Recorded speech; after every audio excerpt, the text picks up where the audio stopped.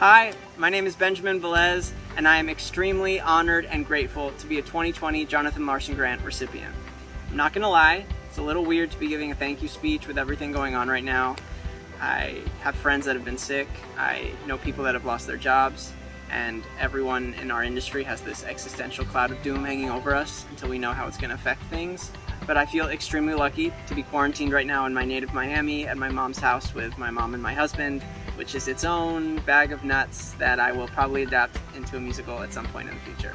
But in terms of where we're at right now, luckily Jonathan Larson wrote a musical about artists struggling. I first heard about Rent when I was 8 years old, growing up in Miami, and I was part of a performing arts troupe where most of the people in it were high schoolers who were obsessed with this new hot musical called Rent. Of course, all the songs about love and sex and the AIDS crisis and actually paying rent went over my 8-year-old head. I remember I spent that entire year waking up and going to sleep listening to Jonathan Larson songs, and there was just something about them that latched onto me. I think one of the things that makes Jonathan Larson's work so powerful is how he pulled from his own life experience. And as a writer, I feel like sometimes I've shied away from dealing with some of my darkest demons, and his work reminds me that pulling from those life experiences makes your work crackle with this realism that you just can't fake. I've been applying to this grant now and reapplying for a decade, knowing it was always a crapshoot because of the insane amount of talent in New York City. See my fellow awardees.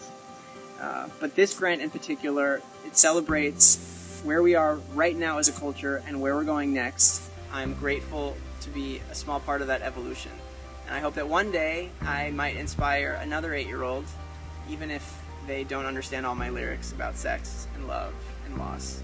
Thank you, American Theater Wing, for the support. I feel like the lyrics of Seasons of Love are extremely apt to describe this time.